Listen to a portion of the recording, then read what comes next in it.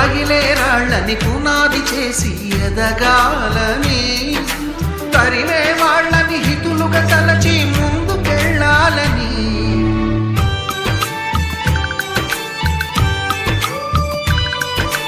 కన్నుల నీటిని కలల సాగుకై వాడుకోవాలని,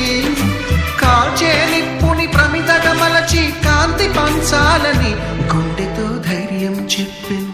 చూపుతో మార్గం చెప్పెను, అడుగుతో గమ్యం చెప్పెను, నేనున్నానని నీకేం కాదని, నిన్నటి రాతని